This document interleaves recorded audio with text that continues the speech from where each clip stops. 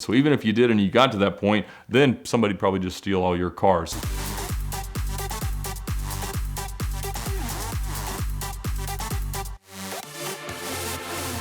As a teenage car enthusiast, I spent most of my time doing research. There weren't that many shows or cars and coffees to go to, and so most of my time was spent either reading about the latest and greatest supercars in Road and Track or Car and Driver, or thumbing through the pages of DuPont Registry to see how much they actually cost to buy. And one of the early things that I kind of gleaned from that research was that the quotes that I would see from ads for banks like Premier Financial Services made it seem like it wasn't that much more to have a monthly payment on one than some of the more obscure and harder to find ads that I would see from some of the exotic car rental companies that were popping up, in kind of major markets like Miami or LA or Vegas, and were publishing their daily rates because the payments per month were like 1 to 3% of the car's value, and the daily rates were right around 1% of what the car should be worth. And so it looked like you could rent a car out for 3 or 4 days a month and probably float your payment. So my interest in the idea was not because it was some great entrepreneurial exercise that seemed like it'd make me a ton of money.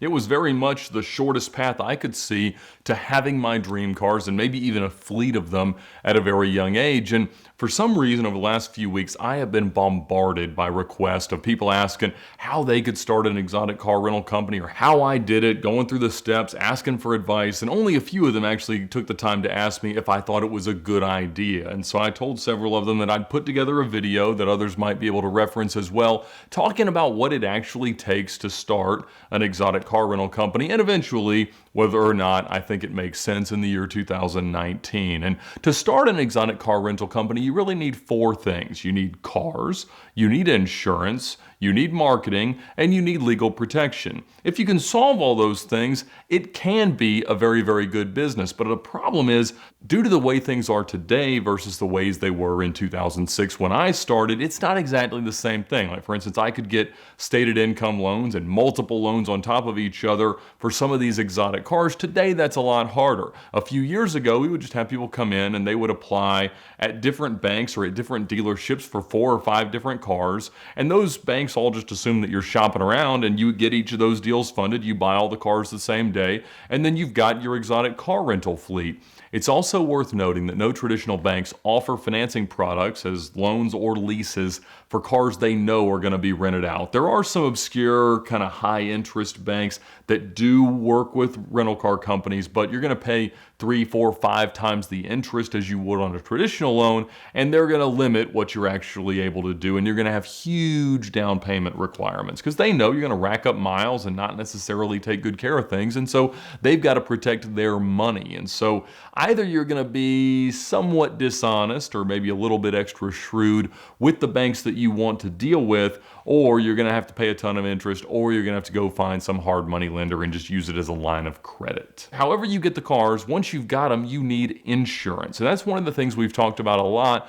particularly in the second Lamborghini recovery video, because most of the exotic car rentals you see operating today don't actually have the right insurance policies for what they're doing. Back when I was doing it, Zurich, under the kind of guise of Empire Fire and Marine, was really the only game in town for exotic car rental insurance, and that's who it insured Gotham Dream Cars and Lulavie and a lot of the other things that you've heard talked about on our channel and on other YouTube channels. But they are no longer writing new insurance policies, and they've canceled most of their existing exotic car rental policies. So unless you join some kind of an organization, as far as I can tell and as far as I have heard, there are no insurance providers putting out new policies for startup exotic car rental companies. So you may be faced with an idea that literally cannot be accomplished legally, because even though once you have this insurance policy, you can't really use it, you still ought to have it in order to manage all the risks that the business entails. Because like we talked about,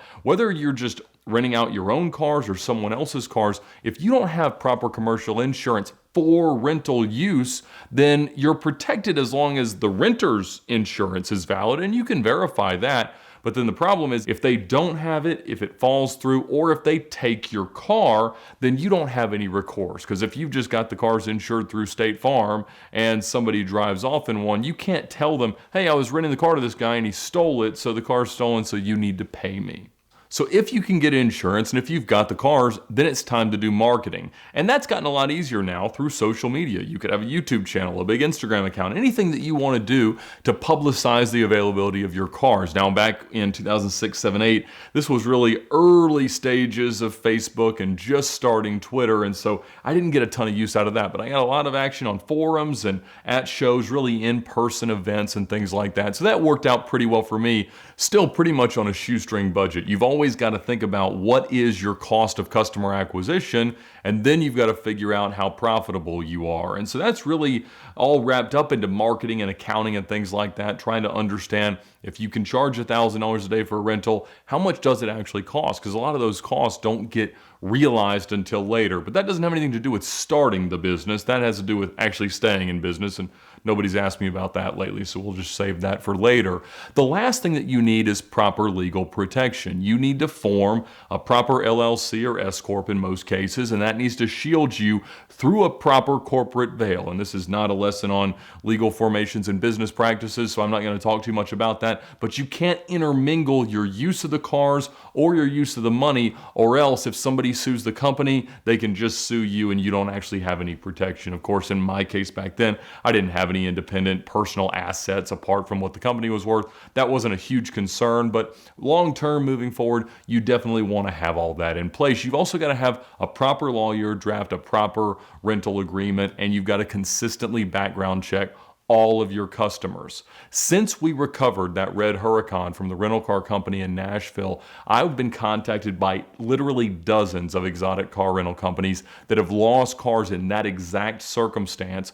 Forged documents, driver's license, insurance card, everything else, come in with somebody else's identity, take a car, never come back, never answer the phone, and they never recover it. That situation literally happens on a daily basis. So you can rest assured someone will try to steal your exotic car if you make it available for rent. And so that's what you actually need to start an exotic car rental company. But the question really presents after that, should you? Because the problem that we're seeing lately is profitability. It just seems like you can't make money renting out exotic cars. And one of the main reasons for that, quite honestly, is Turo. Turo used to be called Relay Rides, and it was kind of a peer-to-peer, like Airbnb for your car rental site. So I can take my cars, list them there, and get them rented out, presumably. They do all the marketing. If you browse Turo, you'll start to see ads pop up on Instagram, Facebook, YouTube, anywhere you browse through Google. And so they do the marketing for you.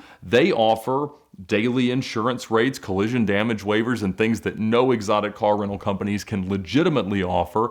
And they just, make it all very, very user-friendly and easy. It's the nature of tech startups. And they're extremely well-funded, so they're actually able to kind of self-insure, although they do have an insurance policy that they kind of advertise on their website. So that all protects the car owner pretty well, as well as just the fact that they are a big, well-funded startup. So with all their venture funding, if somebody does steal your car, even if they can't get their insurance to pay for it, they're going to pay you back because they can't afford the PR nightmare of, hey, Turo renter took my Ferrari and never brought it back, and now I'm out my car. But I made a video about a year ago talking about the actual cost per mile of exotic car ownership, and I actually used Turo as an example to prove that most exotic car owners have literally no idea how much it costs them to drive their own cars. And if you browse Turo in your city or any big city, you'll start to see some amazing deals on driving a Ferrari, a Lamborghini, a Porsche, an Aston Martin, anything you want by the day. And when I was operating my exotic car rental company, I knew that I needed to stay as close as possible to 1% of a car's value per day in order to know that I was actually making money, because eventually a lot of the longer term expenses catch up to you. I mean, certainly you could rent a car a bunch of times in 2 to 3 months and then sell it and probably avoid consumable items like brakes, clutches, tires, service items, and things like that. But in the long term, in the aggregate, and avoiding, transactional costs and taxes and everything else that you'd have to deal with, it really, really does add up. And when I see $150,000 cars advertised for rent on Turo for $300 a day, I mean, that doesn't work. That's not a real business, and it certainly doesn't make money. Now, the cut that Turo takes out of each daily rental is really not that bad. If you think I don't have any cost of customer acquisition, I don't have to background check, I don't have any insurance cost, and I don't have to form any legal entity to be contractually protected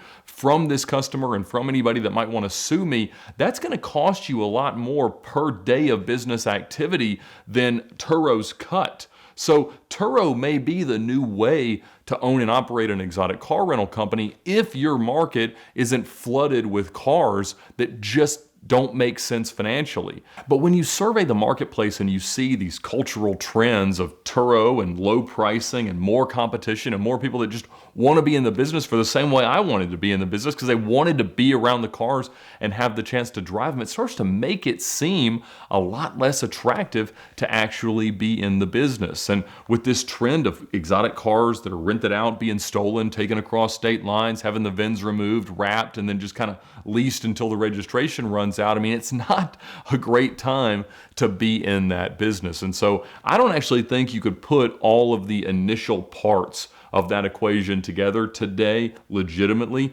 And even if you decided to cut the corners, I know you couldn't make money competing with what people appear to be willing to rent their cars out on Turo. And so even if you did and you got to that point, then somebody'd probably just steal all your cars. So my advice is very much do not start an exotic car rental company in the year 2019. And I know that's not what most people want to hear when they ask me about this business that they're really excited to get into. But I think if you asked Rob Ferretti or John Tamarian from Lula V or anybody else that spent any real time trying to make money in this industry, I think they'd tell you the same thing. Like when you think about the money that has to be invested, the return that's available, and the fact that honestly it kind of sours your perception of what it's really like to drive and own these cars, I think they'll all tell you the same thing. It's probably not the best thing for you to do right now. But if you've got great credit, if you can find a good insurance provider, if you feel like you can master the marketing and you can protect yourself legally, then you're going to have what it takes to be out there with a fleet full of exotic cars and a warehouse to walk through and smile about. And maybe one day you'll actually make some money. The story of your dream car starts with finding it, and the best way to do that is with Autotempest.com. Autotempest allows you to compare the results from Craigslist nationally with all the top listing sites. So visit Autotempest.com today, and before long, you'll be making some amazing car stories of your very own.